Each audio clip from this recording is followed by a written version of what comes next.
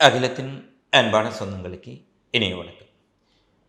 மீண்டும் காலையினூடாக இணைந்திருக்கின்றோம். பாரசீக வளைகுடாவுக்கு அண்மையில் ஈரான் அமெரிக்க கடற்படைகளுக்கு இடையே இடம்பெற்ற நேரடி மோதலில் அமெரிக்கா ஈரானிய தாக்குதலின் பின்னர் பின்வாங்கி இருப்பதாக தற்போது செய்திகள் வெளியாக இருக்கின்றன. இந்த சூழ்நிலையில் ஈரான் மீது அமெரிக்கா விதித்த முற்றுகை ஈரானுக்கு எந்த விதமான தாக்கத்தையும் ஏற்படுத்தவில்லை என அமெரிக்காவின் வாஷிங்டன் போஸ்ட் பத்திரிகை அம்பலப்படுத்தி இருக்கின்றார்கள்.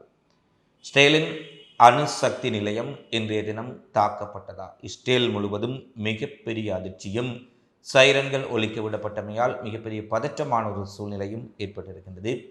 ஹெஸ்புல்லா இஸ்ரேல் இடையே மீண்டும் மிக கடுமையான மோதல். லெபனானில் இஸ்ரேல் நடத்திய தாக்குதலில் பாரிய உயிரிழப்புகள்.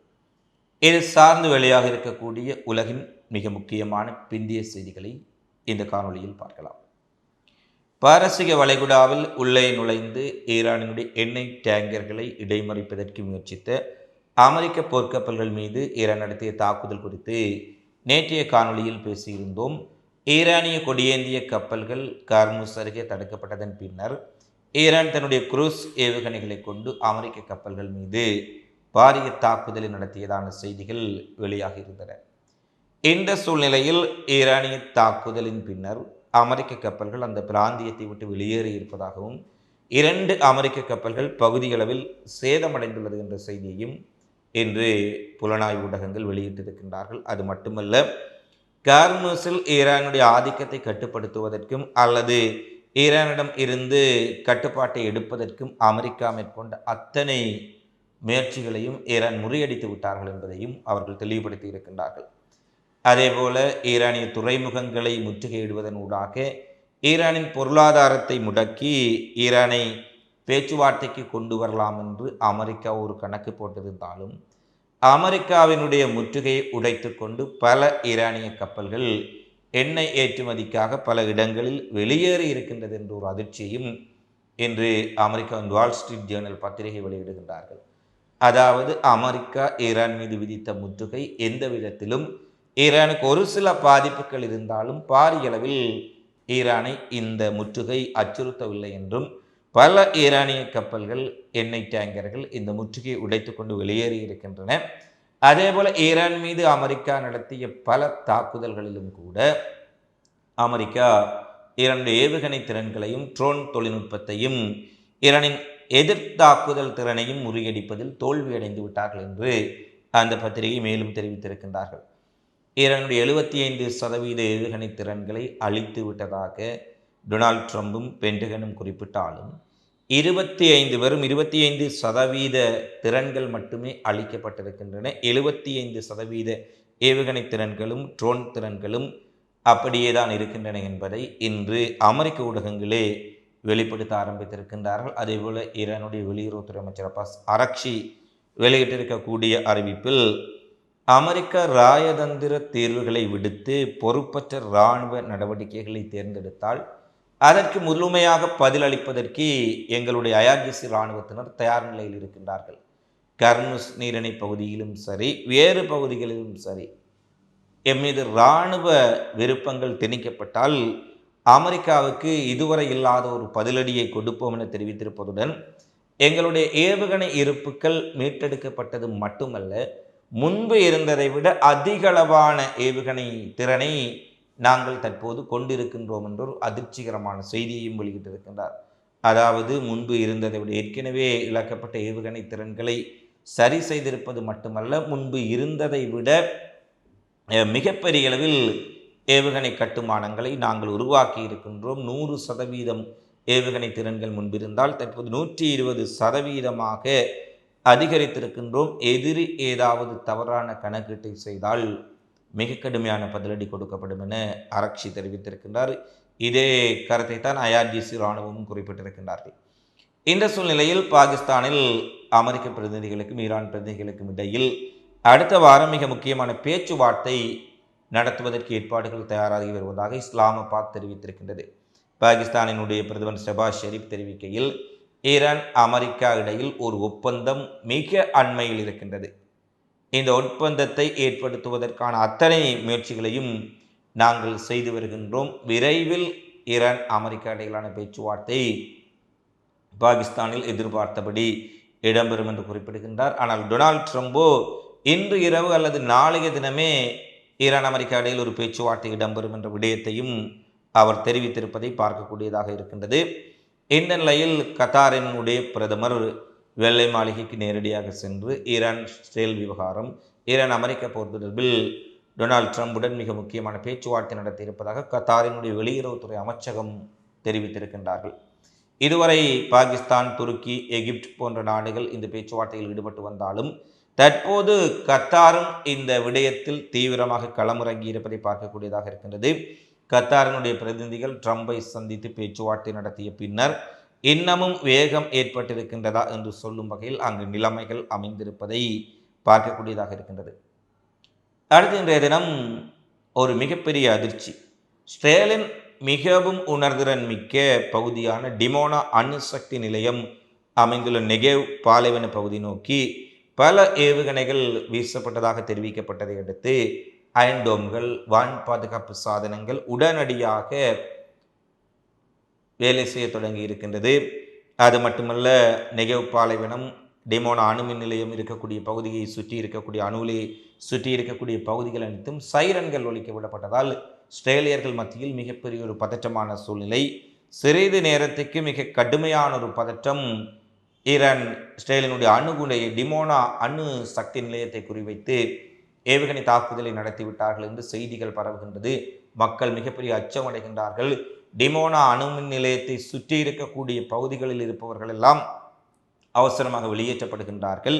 அபாய ஒலி எழுப்பப்பட்டு இடைமறிப்பு ஏவுகணைகள் பல ஏவப்பட்ட பின்னர் 2 மணி நேரம் கழித்து இஸ்ரேல் இராணுவம் அறிவிக்கின்றார்கள். இச்சம்பவம் தவறான கண்டறிதல் அல்லது தொழில்நுட்ப கோளாறு காரணமாக இவ்வாறான எச்சரிக்கை அமைப்புகளும் வான் பாதுகாப்பு அமைப்புகளும் செயற்பட ஆரம்பித்து விட்டன. ஆனால் ஏவுகணை தாக்குதல்கள் இடம்பெறவில்லை என்று அவர்கள் N12 ஊடகத்திற்கு ஒரு செய்தி குறிப்பை இஸ்ரேல் இராணுவ தலைமை விடுத்திருக்கின்றார்கள். இருந்தபோதிலும் ஒரு தாக்குதலை இஸ்ரேலினுடைய டிமோனா அணு உலை மீது ஈரான் நடத்தினார்களா என்பது ஒரு மிகப்பெரிய கேள்வியாக தற்போது எழுந்திருக்கின்றது. அடுத்து, லெபனானில் இஸ்ரேலிய படைகளுக்கும் ஹிஸ்புல்லா போராளிகளுக்கும் இடையில் மிக கடுமையான மோதல் இடம்பெற்று வரும் சூழ்நிலையில் நேற்றைய தினம் இஸ்ரேல் நடத்திய கண்மூடித்தனமான வான்வழி தாக்குதலில் 50 பேர் கொல்லப்பட்டிருக்கின்றார்கள். இதில் 12 பேர் வரை ஹிஸ்புல்லா போராளிகள் என்று சொல்லப்படும் நிலையில் 38 அப்பாவி பொதுமக்கள் இஸ்ரேலிய தாக்குதலில் கொல்லப்பட்டிருக்கின்றார்கள் என்று ஒரு தீரமான செய்தி வெளியாக இருக்கின்றது. இதில் 4 குழந்தைகள் உட்பட 38 அப்பாவி லெபனான் குடிமக்கள் இஸ்ரேல் தாக்குதலால் கொல்லப்பட்டிருக்கின்றார்கள். இஸ்ரேல் இந்த தாக்குதலில் கொல்லப்பட்டவர்கள் ஹிஸ்புல்லா இயக்கத்தினர் என்று குறிப்பிட்டாலும் ஏறக்குறைய 10 முதல் 12 பேரே ஹிஸ்புல்லா இயக்கத்தினர் என்ற விடயமும் தற்போது வெளியாக இருக்கின்றது. அமெரிக்காவின் லூசியானாவில் அமைந்திருக்கக்கூடிய எண்ணெய் சுத்திகரிப்பு நிலையத்தில் நேற்றிரவு மிகப்பெரிய ஒரு தீ விபத்து. நள்ளிரவு 2 மணியின் பின்னர் தீ கொழுந்துவிட்டு எறிந்ததை அடுத்து அங்கு பணிபுரியக்கூடியவர்கள் அவசரமாக தீயணைப்பு பிரிவுக்கு அறிவிக்கின்றார்கள். தீயணைப்பு படையினர் மிகப்பெரிய அளவில் முயற்சி செய்து தீயை கட்டுப்பாட்டுக்குள் கொண்டு வந்தாலும் மிகப்பெரிய அளவில் எண்ணெய் சுத்திகரிப்பு நிலையத்தில் இருக்கக்கூடிய கச்சா எண்ணெய் எரிந்து தீயில் சாம்பலாகிவிட்டதான செய்திகள் வெளியாக இருக்கின்றன. எனவே ஈரான் அமெரிக்கா இந்த போருக்கு பின்னர் அமெரிக்காவிலும் பல இடங்களில் தீ விபத்துக்கள், எண்ணெய் சுத்திகரிப்பு ஆலைய விபத்துக்கள், பல்வேறுபட்ட பகுதிகளில் அசம்பாவிதங்களை பார்க்கக்கூடியதாக இருக்கின்றது. இது ஒரு மின்னொழுக்கு காரணமாகவோ அல்லது வேறு காரணங்கள் என்று இவர்கள் குறிப்பிட்டாலும் கூட இதன் பின்னால் ஏதாவது காரணங்கள் இருக்கின்றதா என்பதுதான் பலருக்கு பெரும் சந்தேகமாக இருக்கின்றது. அடுத்து, ரஷ்யாவின் உடைய வெற்றி தினத்தை முன்னிட்டு 2ஆம் உலகப் போரில் ரஷ்யா பெற்ற வெற்றியை கொண்டாடும் முகமாக நடைபெறக்கூடிய மிக பிரமாண்டமான வெற்றி தினத்திற்காக 3 நாட்கள் போர் நிறுத்தம் அறிவிக்கப்பட்டிருக்கின்றது. ரஷ்யாவின் வெற்றி தினத்தில் பல நாட்டு தலைவர்கள் கலந்து கொள்வதால் தான் தலையிட்டு ரஷ்யாவிடமும் உக்ரைனிடமும் பேச்சுவார்த்தை நடத்தியதன் பேரில் 2 தரப்புமே, ரஷ்ய அதிபர் புடினும் சரி உக்ரைன் அதிபர் ஜெலன்ஸ்கியும் சரி சம்மதித்த காரணத்தினால் 3 நாட்கள் போர் நிறுத்தம் அறிவிக்கப்பட்டிருப்பதாக ட்ரம்ப் தெரிவித்திருக்கின்றார். அவர்களாகவே அறிவித்தார்களா அல்லது ட்ரம்பினுடைய தலையீட்டில் அறிவிக்கப்பட்டதா தெரியாது. 3 நாட்கள் அங்கு போர் நிறுத்தம் கடைபிடிக்கப்படும் என்பதை 2 தரப்பும் தெரிவித்திருப்பதாக அமெரிக்கா குறிப்பிட்டிருக்கின்றது. இந்த போர் நிறுத்தத்துக்கு மத்தியில் மிக பிரமாண்டமாக இம்முறை ரஷ்யா தன்னுடைய வெற்றி தினத்தை கொண்டாடி கொண்டிருக்கின்றார்கள். ரஷ்ய அதிபர் விளாடிமிர் புடின் செஞ்சதுக்கத்துக்கு வந்திருக்கின்றார். இதுவரை இல்லாத பாதுகாப்பு ஏற்பாடுகள் செய்யப்பட்டிருக்கின்றன. அந்த புடின் கலந்து கொள்ளக்கூடிய செஞ்சதுக்கத்தை சுற்றி விசேட கமாண்டோ பாதுகாப்புகள், ஆயுதம் தாங்கிய படைகள், போலீசார், சிறப்பு படைகள், வெடிகுண்டு செயலிழக்கக்கூடிய நிபுணர்கள் என ஒரு இதுவரை இல்லாத ஒரு பாதுகாப்பு வளையத்துக்குள் இந்த வெற்றி தினம் கொண்டாடப்படுகின்றது. ஏனெனில் ஏற்கனவே ரஷ்யாவின் பல பகுதிகளுக்குள் உக்ரைன் ட்ரோன் தாக்குதல், பல்வேறுபட்ட தாக்குதலை நடத்தி இருந்தார்கள். சில இடங்களில் உக்ரைனியனுடைய தற்கொலை குண்டுதாரிகள் உள்ளே ஊடுருவி ரஷ்யாவின் உயர்மட்ட இராணுவ அதிகாரிகளை குறிவைத்து கொலை செய்யும் அளவுக்கு தாக்குதல்கள் நடைபெற்ற முக்கிய அதிகாரிகள் 3-4 பேர் கொல்லப்பட்டும் இருந்தார்கள். என இவ்வாறான அச்சங்களுக்கு மத்தியில் வெற்றி தினம் மிக கடுமையான பாதுகாப்பு நடவடிக்கைகளுக்கு மத்தியில் கொண்டாடப்பட்டு கொண்டிருக்கின்றது. பல நாடுகளினுடைய தலைவர்கள் இதில் கலந்து கொண்டிருக்கின்றார்கள். இந்த வெற்றி தினத்தில் ஒரு மிக சிறப்பான அம்சமாக வடகொரியாவின் உடைய இராணுவ படைகளின் பிரமாண்டமான அணிவகுப்பையும் ரஷ்யா நடத்தி இருக்கின்றார்கள். ஏற்கனவே இந்த உக்ரைன் ரஷ்ய போரில் குருக்ஸ் பிராந்தியத்தில் இடம்பெற்ற போரில் வடகொரியா தன்னுடைய இராணுவத்தை நேரடியாக அனுப்பி ரஷ்யாவுக்கு ஆதரவை கொடுத்திருந்தார்கள். ஆயிரக்கணக்கான வடகொரிய இராணுவத்தினர் உக்ரைன் போர் முனையில் ரஷ்யாவுக்காக போரிட்டு மடிந்திருந்தார்கள். இந்த சூழ்நிலையில் எந்த நாட்டுக்கும் இல்லாத ஒரு முக்கியத்துவம் வடகொரியாவுக்கு கொடுக்கப்பட்டிருக்கின்றது. வடகொரியாவினுடைய படைகளினுடைய அணிவகுப்பு அங்கு பாரிய அளவில் இடம்பெற்றிருக்கின்றது. வெற்றி தின விழாவில் உரையாற்றிய புடின் நேட்டோ நாடுகளை தாக்கும் எண்ணம் ரஷ்யாவுக்கு கிடைக்கும். And our success is in our moral strength, in our courage, in our unity, in our ability to withstand everything, to overcome any challenges. We share one common destiny, and everyone makes their personal contribution to the victory, which is gained both at the front lines and at the home front. I believe that our cause is just. We stand together. ஆனால் ரஷ்யாவை பலவீனப்படுத்த முயற்சித்தாலோ, Russia மீது ஒரு வலிந்த தாக்குதலை மேற்கொள்ள முயற்சித்தாலோ, ரஷ்யாவின் இறையாண்மைக்கு பாதகமான தாக்குதலை யாராவது நடத்த எண்ணினாலோ நாங்கள் மிக கடுமையான பதிலடியை கொடுப்போம் என்பதையும், நேட்டோவுடன் மோதலுக்கு செல்ல விரும்பவில்லை, ஆனால் அவர்களாக ஒரு மோதலை ஏற்படுத்தினால் நேட்டோ படைகளுடன் நேருக்கு நேர் மோதுவதற்கு ரஷ்ய இராணுவம் தயாராக இருக்கின்றது என்று ஒரு எச்சரிக்கையும் விடுத்திருக்கின்றார். இது நேட்டோ நாடுகளுக்கு ஒரு மிகப்பெரிய அதிர்ச்சி. அது மட்டுமல்ல, இன்னொரு மிக முக்கியமான விடயத்தை குறிப்பிடுகின்றார். ரஷ்யா எப்போதும் தன்னுடைய கூட்டாளிகளை கைவிட மாட்டார்கள் என்ற விடயத்தை அவர் மேலதிகமாக தெரிவித்திருக்கின்றார். ஏனெனில் ஈரான் அமெரிக்க போரில் ஈரான் விவகாரத்தில் ரஷ்யாவினுடைய ஈடுபாடு, ரஷ்யாவினுடைய ஆதரவு நிலைப்பாடு குறித்து பல்வேறுபட்ட வாத பிரதிவாதங்கள் உலகம் முழுவதும் எழுந்திருக்கின்றன. இந்த சூழ்நிலையில்தான் புடின் இந்த வெற்றி தின இறுதி பகுதியில் தன்னுடைய கூட்டாளிகளையும் நட்பு நாடுகளையும் ரஷ்யா ஒருபோதும் கைவிட மாட்டார்கள், எந்த ஒரு நாட்டின் மீதும் வலிந்து திணிக்கப்படும் போருக்கு நாங்கள் எதிரானவர்கள் என்றவர் குறிப்பிட்டிருப்பதும் இஸ்ரேல் அமெரிக்கா ஈரான் மீது நடத்திய தாக்குதலை தான் என்பது பலருடைய ஊகமாக கருத்தாக இருக்கின்றது.